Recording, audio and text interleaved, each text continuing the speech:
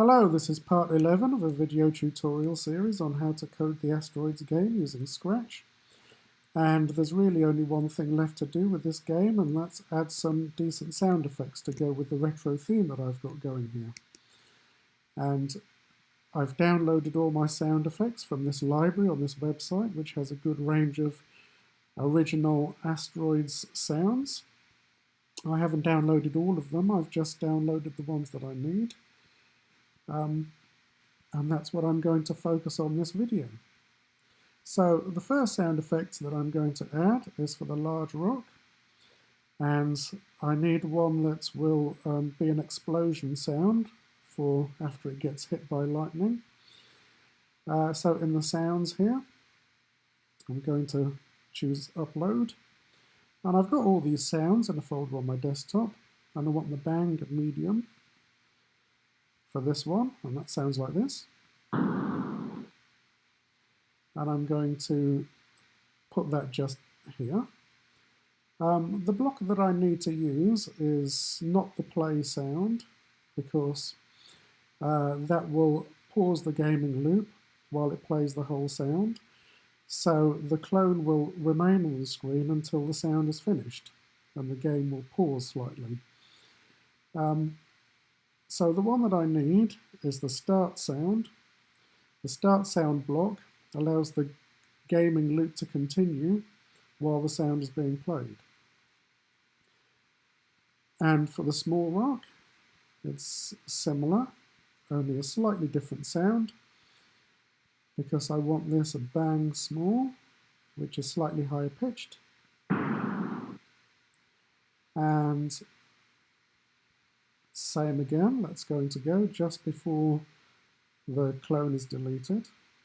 Inside the lightning, I need a sound like a fire button, and that's what this is. Nice retro sound there. So that's going to go as the clone is started, because it starts as soon as the fire button is pressed. And for the rocket ship, I need two sounds. I need one thruster sound for when the rocket ship moves.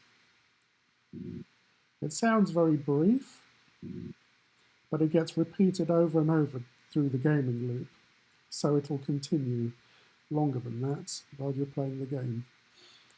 The other one I need is the bang large for when the rocket ship hits an asteroid. It's a deep sounding bang there. So the bang large goes just here, just after it's touched either the large rock or the small rock. And the thruster sound happens every time you press the up arrow key. Right, I'm going to see what this is like now.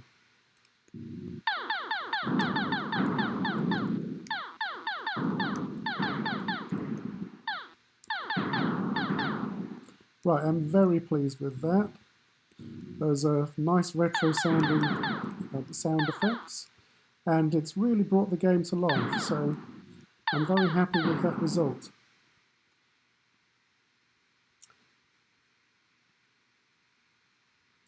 Now there's just one extra thing that I would like to happen before I finish this video, and that is for there to be a slight pause after the ship has exploded before it goes on to the next scene.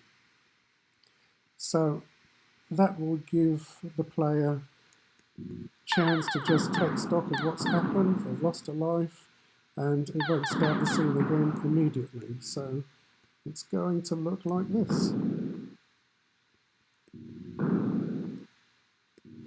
Now it pauses, but as you can see, the ship still stays on the screen.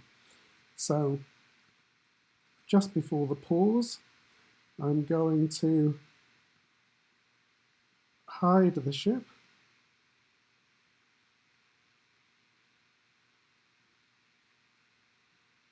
In there. And that will mean that a restart is going to involve showing the ship again when it gets to the next scene. So one more time, let's have a look. If I can hit one of these. There we go, so the ship disappears, the scene starts again and it reappears. Okay,